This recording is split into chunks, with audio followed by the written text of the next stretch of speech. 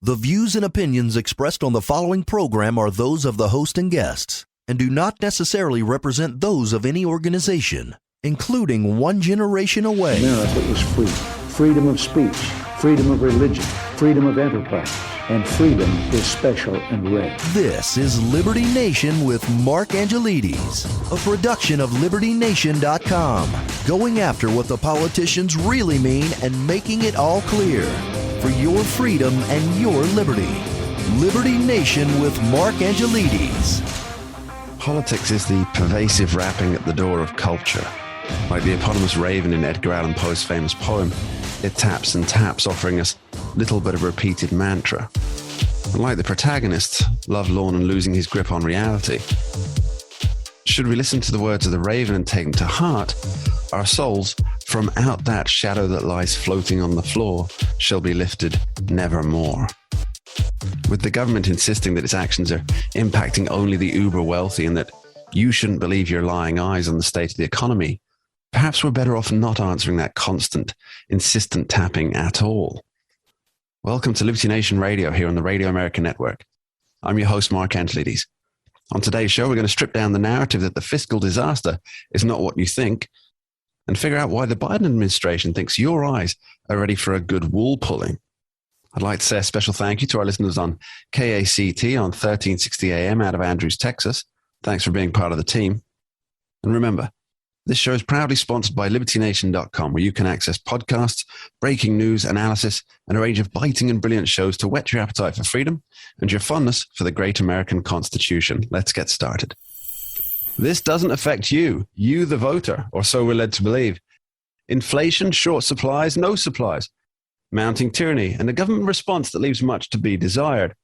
And Joe Biden and friends want you to believe that it doesn't impact you or your family, the potential voter, just those wealthy elites. Well, one person who's not drinking that particular Psaki-inspired Kool-Aid is Liberty Nation Editor-in-Chief, Lisa K. Donner. Thanks for being with us, Lisa. Hi, Mark. How are you? Not so bad at all. Now, tell me, what's happening here and across the country? What's it like for regular folks who don't live off the Washington, D.C. faucet of plenty? Well, it's interesting that you say that because, they say a picture is worth 1,000 words. And I live about 20 minutes outside of D.C., and our legal affairs editor, Scott Cosenza, lives about 30 minutes out of D.C. And he took a picture of the local Safeway that he goes to in Sterling, Virginia. And talk about a picture being 1,000 words. The entire produce section was just bare. I mean, there was nothing but shelves, and that's 30 minutes outside of DC. This is not an issue of people waiting for their Gucci handbag. We're talking about goods and services that are really important to people. Yeah, I noticed that the avocados are the only thing left on the shelves in that picture. It appears that hipsters don't make it quite so far outside of DC itself. Now, Lisa, you have a family to feed, you have groceries to buy, cars to fuel, and it's hitting your wallet. And how does the administration hope to keep this a secret? And perhaps more importantly, do they really believe that the 2022 congressional elections won't be about the economy this time around? Well, let me take your first question first, and then we'll get to the politics of it. I think to say that these shortages aren't happening or, they're spotty. I mean, I noticed a couple of months ago that the frozen food aisle, was just kind of decimated all the time. I thought, well, why are people buying so much frozen food? No lean cuisines. Check out that episode of Conservative 5 on LibertyNation.com. Exactly. So it's not across the board. I talked to our national correspondent, Sarah Calgo, who lives out in Indiana. She's like, well, we're not seeing anything like that. But you have to take into account things like, I was just listening to a woman on the radio, and she said she owns an auto repair store. And the problem is, let's say you get in a crash.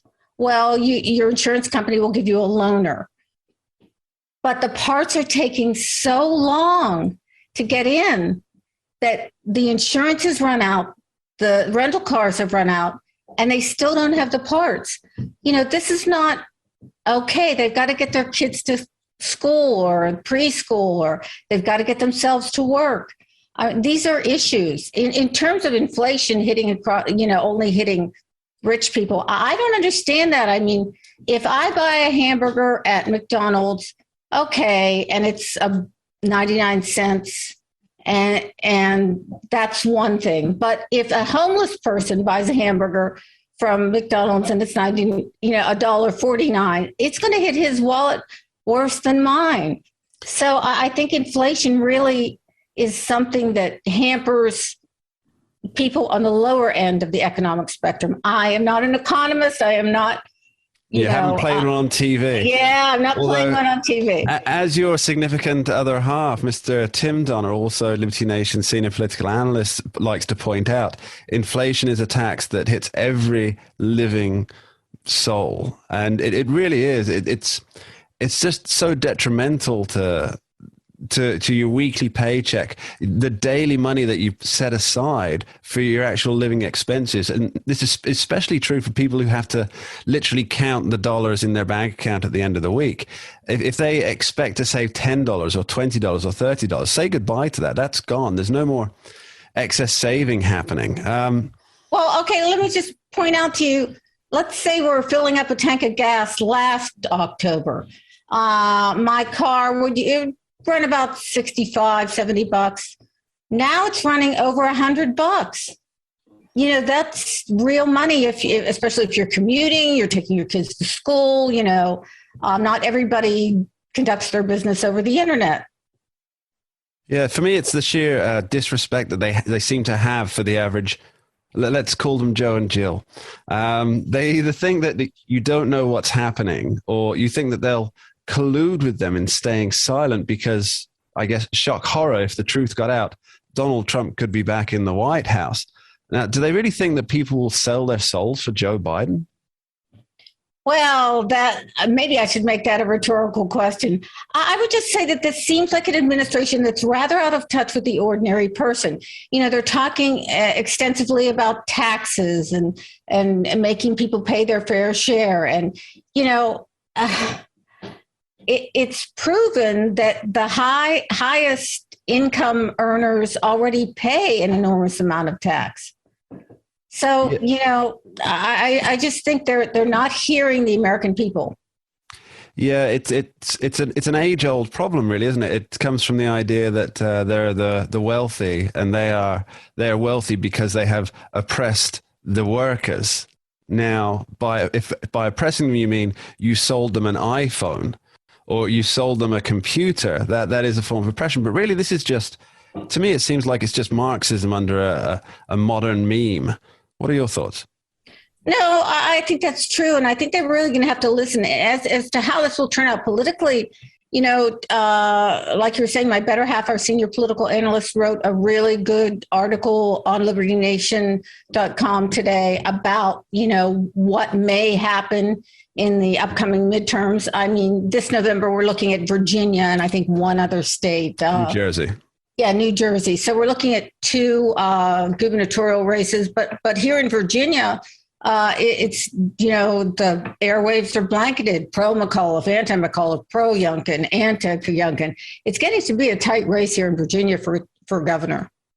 Yeah, I think Virginia might be on the verge of re-becoming a bellwether state in terms of its gubernatorials, because obviously the interesting thing about this gubernatorial race is that it doesn't fall either on a presidential election year or on what we term midterms, which is really just congressional elections, because what that means is that the voters aren't particularly driven by a necessity to either put one person in the White House or take a person out of the White House. It's really very much based on issues that are impacting Virginians and New Jerseyans at that particular time. Now, Lisa. Well, it's interesting, Mark, because 35 years ago, not to cut you off, but 35 years ago when I moved to Virginia was a very red state. It really was. And then it started moving to a solid purple. Now you just have to say that Virginia has been quite blue lately. So this will be an interesting race. And certainly I don't foresee the president picking up a lot of steam during the midterms. Of course, that's not historically accurate. So there may be trouble, but I think they have to get down to understanding what American people are dealing with. Well, Joe Biden may have to face the music and dance, as they say. Lisa K. Dunner, thank you ever so much. You're welcome, Mark. Thank you. Now, don't go anywhere.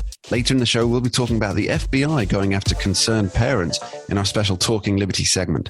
But before that, after this short break, we'll be back with Andrew Morant to see how Bidenflation is impacting your wallet.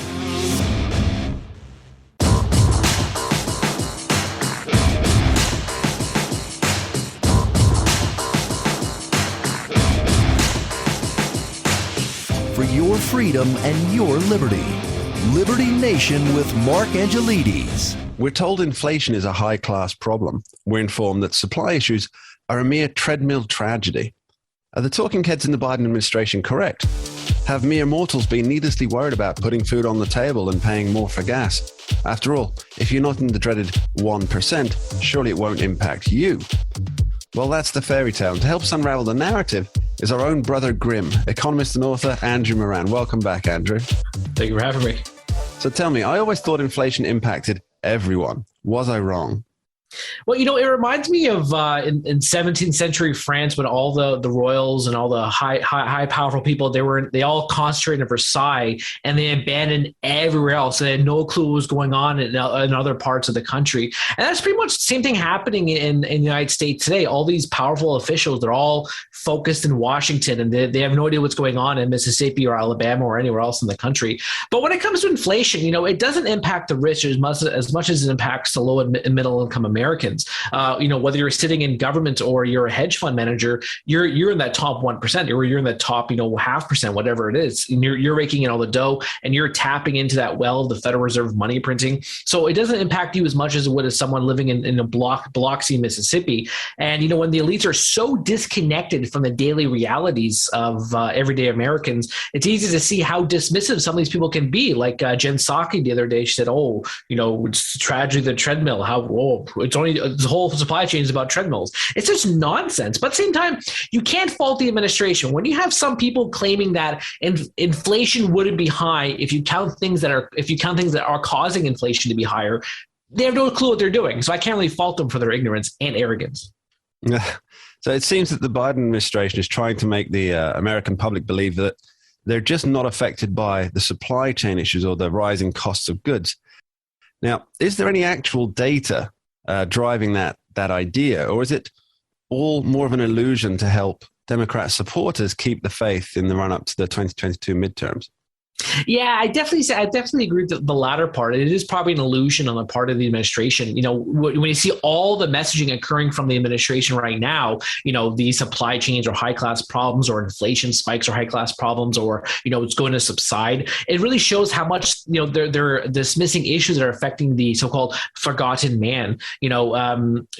Fuel, there's going to be fuel problems. You're having, Lisa Donner, she sent me an image recently of a supermarket in Virginia, and the produce aisle was completely empty. It was remarkable to see. This is the United States. You don't see these problems very much. You see them mostly, in Venezuela and on all these socialist countries, not in an advanced economy like the United States. So it's just the government trying to tell you something that you see with your own eyes that you're dismissing what they're saying.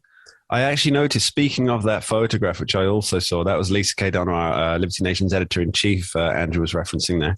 And that there's actually a narrative coming out in the Fourth Estate that many of these pictures are from foreign countries or from different times, trying to dismiss what people are actually seeing. Now, there's an interesting corollary with this, that in the UK, those who were anti-Brexit, or Remainers as they're often called, they were posting pictures from supermarkets with empty shelves for the last year and a half. And it was, by and large, photographs from foreign countries or from 6 or 7 years ago. But the reality is that although that was a put-up job, as we call it in England, in the US, that was a picture taken by our very own Scott D. Cosenza on the Talking Liberty segment. So this was a real photograph taken recently, and you have the media denying that it's actually happening. Now, surely the public can see through this when they go to fill up their cars or when they do a grocery shop. They see the empty shelves. How do they hope to win on this? Yeah, it reminds me of that. I don't know if you ever seen the Marx Brothers movie, Duck Soup. Chick Marx, he delivers that great line. And he says, "Who can you believe, me or your own eyes?" The people see it, the people feel it, obviously, in their pocketbooks. But these politicians, they hardly ever leave the confines of their lavish homes and their opulence in Washington. So perhaps they really don't know what the heck's going on. And if you look at many of the surveys. The two premier sources you look to for this kind of information is the Federal Reserve Bank of New York and the University of Michigan. And they publish these monthly surveys surveying the public of their views of inflation. The latest numbers show that people are expecting higher inflation over the next 1 year, 3 years, and 5 years. So the public is obviously not very trustful of the administration or even the Federal Reserve trying to solve this problem. So it just shows once again the vision of the anointed is not the vision of the public. The public doesn't believe anything that's coming out of Washington, nor do they trust that they can solve this problem. Well, nor could they, because it's government. Government doesn't solve problems. Governments exacerbate problems. That actually does bring me very nicely on to my final question for you, Andrew. It seems to me that people in a position to talk about these things, they're casting away their, let's call it integrity, whatever integrity they have remaining, by supporting what the administration peddles, despite their knowledge that that's just not accurate. And that appears to entail cutting Joe Biden slack regardless of the cost. Now, I think this was made quite apparent recently with the Treasury coming to Joe Biden's rescue. Now, you wrote about this on the pages of libertynation.com, but would you care to fill us in on the details? Yeah, I really found this remarkable because if you watch Janet Yellen in the weeks heading into that October 18th deadline, and read these letters she wrote to Congress, her whole message was that if lawmakers don't act, Treasury is going to be running out of money. They won't have any more extraordinary measures to employ to ensure that the America can cover its obligations. Out of nowhere, now Janet Yellen says, "Oh yeah, we have a few more extraordinary measures we can use heading into December 3rd, which is the next the debt ceiling deadline between the Republicans and Democrats." Which only makes me think, okay, so if they once again, let's say, postpone it and delay it again in December, is Janet Yellen going to say out of nowhere, "Oh yeah, we have a few more tricks up our sleeves, and now we're going to start miraculously cover the bills again until the next debt ceiling deadline in February or March?" So yeah, I mean, I don't think at all politicians have any integrity or any U.S. bureaucrats, but this is just absurd to me of how the doom and gloom that was coming out of her mouth so many times, whether it was on Capitol Hill or in television interviews, and also it just shows once again. These people have no clue what they're talking about. I've written about this many times. Janet Yellen was saying there's no inflation. Now she's saying inflation is red hot, but she's still saying that is transitory. So these people are just, it's baffling, and they make six figures a year. They have all these great connections, and how do they get these jobs? They're wrong on everything all the time. Is that one of those when you have these job ads for government, one of the things that you have to be wrong all the time? Is that what's going on in Washington? Let me know. I want that job. I'm glad to be wrong all the time. Well, Operation Save Joe Biden's Legacy is certainly a high-paying career, but it might cost you your soul. Andrew Moran, thank you ever so much. Thank you for having me. You're listening to Liberty Nation Radio, heard across the Radio America network from our flagship station in the nation's capital, WWRC in Washington, D.C. Remember, you can tune in for Liberty Nation from 2 to 3 p.m. on Sunday on KBKW 103.5 FM and 1450 AM, the talk of Grays Harbor. Coming up soon on the show, we'll be discussing the latest cases that impact your liberty. But next up, we're going to figure out why Joe Biden is intent on hiring nobody but activists. Don't touch that dial.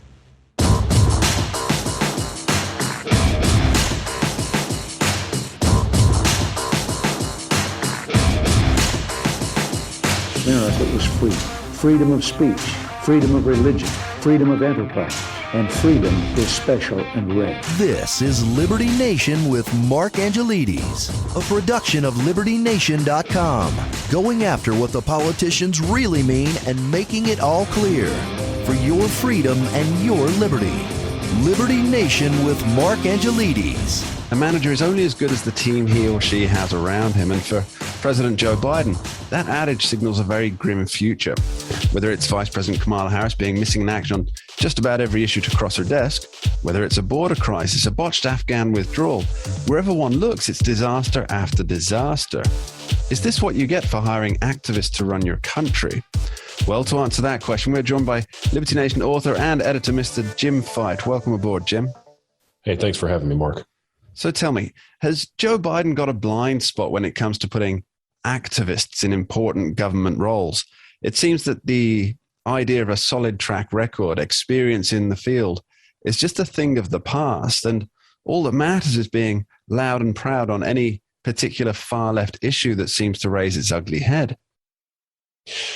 Well, I'll resist the temptation to make a joke about Joe Biden and blind spots, but no, I don't think this is a blind spot. Actually, I think the issue is rather that Joe Biden himself is an activist. He's not the most progressive guy. He's got an unfortunate history with women and race, to name a few things, but he is absolutely a statist and a globalist, and for that reason, he is and has always been an anti-gun activist. And of course, I don't think a solid track record has ever really been all that important to him. Now, the image of one, of course, but you ask, is this just about being loud and proud on all matters progressive? I think we've come to the point where that's it. He kind of has to kowtow to the progressive crowd, and that's great where their issues overlap, like gun control. And on pretty much anything else, I think he's just going to do whatever he feels like he needs to do for the party. Okay, so let's talk about some of these recent nominations that have passed through the system. We can start with the former ATF nominee, Dave Chipman. Now, how could somebody who was so anti-Second Amendment even make it to a congressional hearing? I mean, surely with the Senate math that's in place, 50 on one side, 50 on the other, and Vice President Kamala Harris casting the decider, did they really assume that somebody with such an anti-gun record would gain all 50 Democrats without even a peep? I suspect that is what they thought. And it speaks volumes, by the way, that it didn't work out that way, that the guy is so anti-gun that he offended even some Democrats. But yeah, that first question, the kind of off the cuff, easy answer is, well, you get nominated by a president. There you go. You're going to have your confirmation hearing. But the somewhat longer answer there is you got to think about what the ATF actually does. Right. The ATF, I believe I made this point in at least one of my articles that I talked about Chipman in. The ATF doesn't exist to make sure that you exercise your right to bear arms, right? Like no ATF agent's going to knock on your door and say, hey, do you have a firearm? Oh, here, take this one. That's not what they're here for. So at least not until Christmas time, surely. Right. Yeah. Yeah. It's like the old joke, ATF, alcohol, tobacco, firearms. It should be a department store, not a government agency. But no, so it would have been most likely devastating to those who enjoyed the Second Amendment had he been confirmed. But having said that, Chipman is at least in line with the agency's true purpose and Biden's own personal activism. Well, speaking of being aligned with the agency's purpose, we have Chris Magnus in the hot seat for head of the Customs and Border Protection. Now, you wrote an article on Mr. Magnus with a good bit of background on him, and it seems to me that his history of supporting sanctuary cities is directly at odds with being head of a unit tasked with protecting the borders. So how does Mr. Magnus square this particular circle? Well, he takes the same he took the same tack as Chipman, actually. Just the old, I call it the Judge Dredd Act, right? Just I'm just going to enforce the law. It doesn't matter what the law says. I'm going to enforce the law. And of course, there is a special irony, unlike Chipman and the ATF, to have an open borders, anti-border security activist police chief who has refused to work with ICE to lead an agency, dedicated to border security. Yeah, it does. On the first day of Chris Magnus's hearings, he refused to call what's happening at the southern border a crisis. Now, it was quite the exchange. It was a fair amount of linguistic wriggling, as he says, I consider it very serious, but do you consider it a crisis? And he wouldn't dare utter the C word, the dreaded C word there. So how much confidence do you think let's call it the average American will have if he gets the job? Now, that's entirely up to the Senate, whether he does or not. But What do you think the American people will think if there's somebody who is so anti-border in charge of getting this whole thing organized? I mean, have I got this wrong? Or maybe the border issue isn't a crisis at all? You keep on with that C word there, Mark.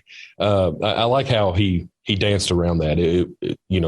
He would address this with a sense of urgency, all the urgency it deserves. It's a very serious issue, but no, he wouldn't say crisis. That's an interesting point there. All the urgency it deserves. Now, who determines how much urgency it deserves? Well, that would be the head of the Customs and Border Protection, surely. So if he doesn't see it as a crisis, then perhaps it doesn't require urgency. So he would be dealing with all the urgency that it deserves as determined by himself, correct? Like you said, there's some linguistic gymnastics going on there. So completely setting aside for a moment the issue of the left wanting open borders, I think, and this is neither for or against the man. This isn't an indictment or a praise or anything, but he's kind of in a situation where even if he did believe that there was a crisis at the border, and I don't think he does, I think he's right along with the rest of the leftists who want the situation to be like it is, or just completely open border. But let's assume for a second that they ask, a senator says, what are you going to do about the crisis on the southern border? And he says, you know what, you're right. It is a crisis, and I'm going to work to adjust it. Well, now he has just thrown everybody under the bus in his entire party, including the man who nominated and can fire him. As far as what confidence will the American people have in him, that's going to decide who you voted for, right? Because if you voted for Joe Biden, then you're kind of in the same boat as Biden, as Magnus, and as the Democrats in Congress. You have two options. You can either say, hey, look, we screwed up, now we got to fix it.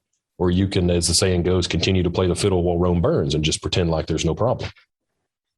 Yeah, I've noticed that many of the politicians nowadays, in their bios, they have, before even congressperson or senator, they have activist and congressperson, or activist and congresswoman or congressman. And this seems to be more of a priority for them. And I think it's great that people who are personally invested in a cause so much that they consider that activism, they consider politics a way of pushing forward with their activism for the cause they believe in. However, the issue there, I think, is once they become elected, they're on the taxpayer dollar. And that dollar, they're being paid to be a congressperson or a senator rather than an activist, because they don't just represent the people who voted for them, they represent the people of the entire constituency. Do you see a conflict of interest there? And that was kind of a sticky wicket. Personally, I think that anyone positioning themselves as an activist in Congress should be terrifying to the common people. And look, this is, people like Tracy Stone Manning, people like David Chipman, people like Chris Magnus, people like our Attorney General, Merrick Garland. They're exactly why. Senators or representatives who, introduce laws that will seriously curtail liberty for the greater good. They're why. But for a lot of people, a lot of these activist voters, that's great. Of course it's not a problem. Of course it's not a conflict of interest. It lines up perfectly with their interests. Yeah, all must fall to the greater good. James Fight, thank you ever so much for being here. Thanks, Mark. Right after this short break, we're talking liberty with Scott Cosenza. Will the attorneys general letter to Joe Biden over labeling good parents as domestic terrorists have any impact at all? Don't go anywhere. We'll be right back with Liberty Nation Radio here on the Radio America Network.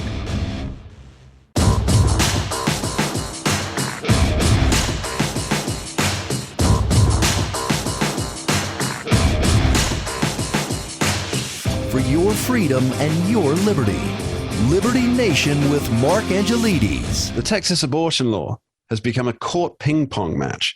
Parents are domestic terrorists, and there's a pushback against the weaponization of the FBI. And that's just for starters here on our Talking Liberty segment on Liberty Nation Radio.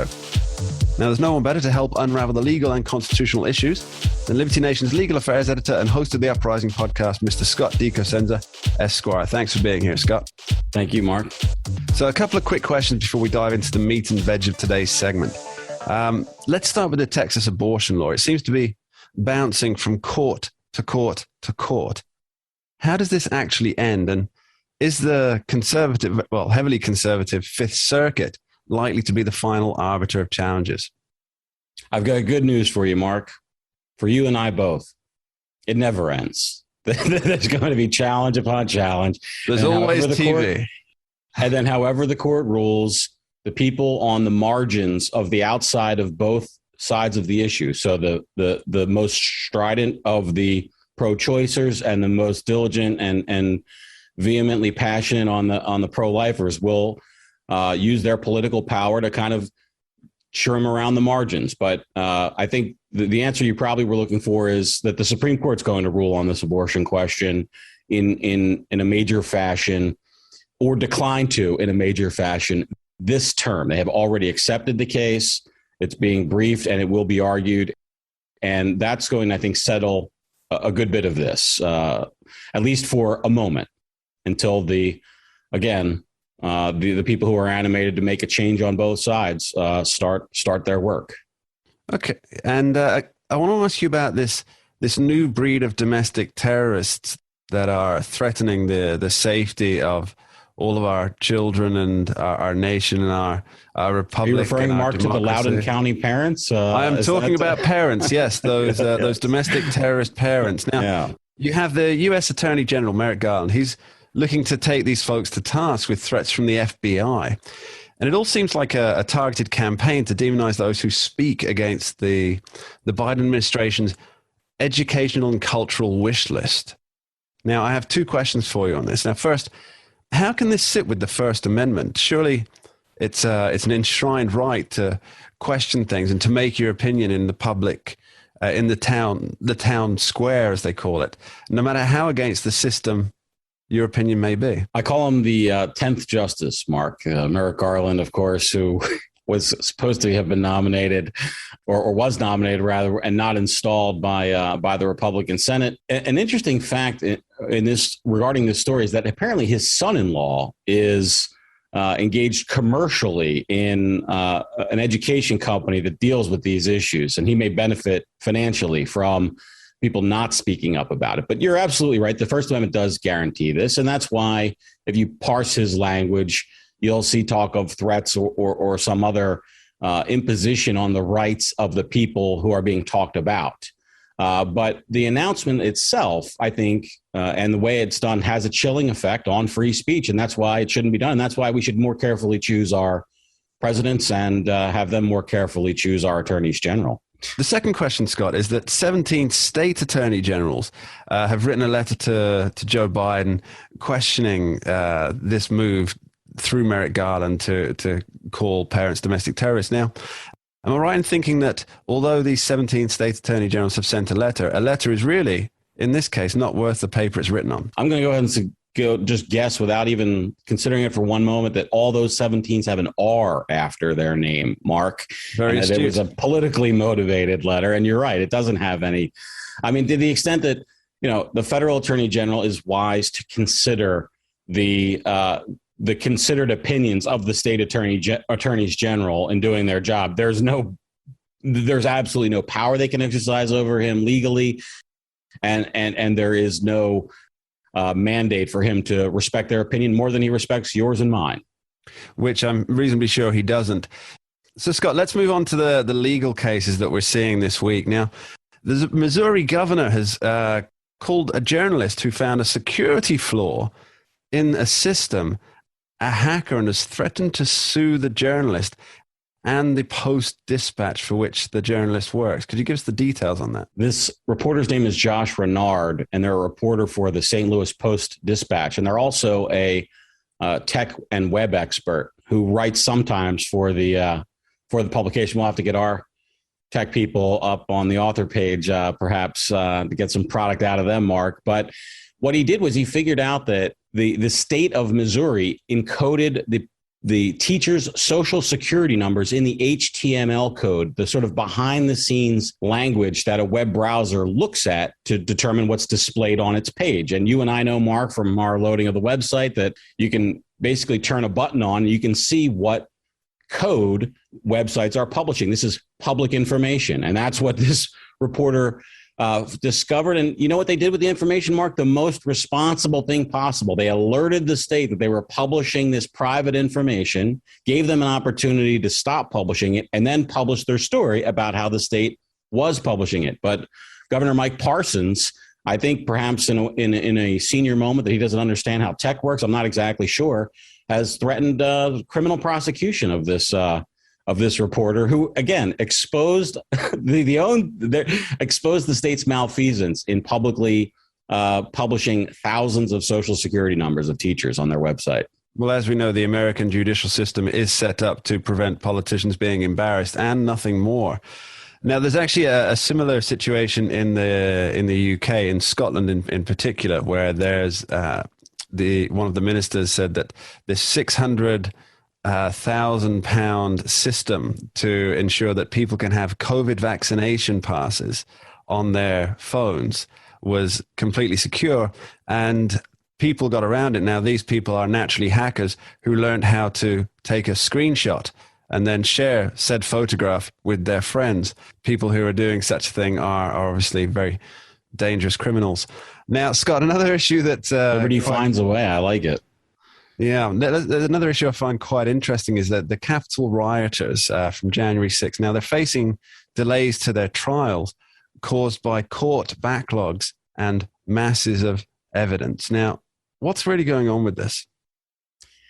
Mark, it seems like the federal government, and with some cooperation from the federal judiciary, are doing everything they can to make the road most difficult for the accused in the January 6th riot, insurrection, whatever you want to call it. And it's one of those things where it's so disheartening because these people are supposed to be prosecuted and punished within the law, but having them have to suffer through a punishment outside the law is supposed to be verboten and not part of our system. So making them have extra onerous pretrial detention conditions, which they've had, delaying the eventual rulings on their cases, which we see, to the extent that those things are politically motivated, and they seem to be, they're unacceptable. And that's why I think the story deserves attention. Another instance where these defendants' fundamental rights seem to be being abridged for political purposes. It's bad enough if they're being abridged because of it's a scheduling issue or because of, more innocent reasons, but that they're more nefarious and perhaps politically based, I think is even more important. Yep, rights are rights, no matter who they're for. Scott DeCosenza, thank you ever so much. Thanks, Mark. And that's about it for this week's episode of Liberty Nation Radio. I want to thank our guests, Lisa K. Donner, Andrew Moran, and James Fight. And as ever, our Talking Liberty star, Scott DeCosenza, for taking the time to join us. And I want to thank you, the listeners coast to coast, for being here. It's your engagement that makes it all worthwhile. I'd like to leave you with one final thought. Written by St. Augustine in his Confessions, it goes, "It was a day when I was preparing a speech to be delivered in praise of the emperor. There would be a lot of lies in the speech, and they would be applauded by those who knew that they were lies." This strikes me as eerily similar to what's happening today. The government tells us we're better off, and those who support this new naked emperor in the White House applaud, knowing in their hearts that it's all a big lie. The government will lie and spin because that's what governments do. It's those who applaud the falsehoods that are shaming us with their dishonesty. Until next time, thanks for listening.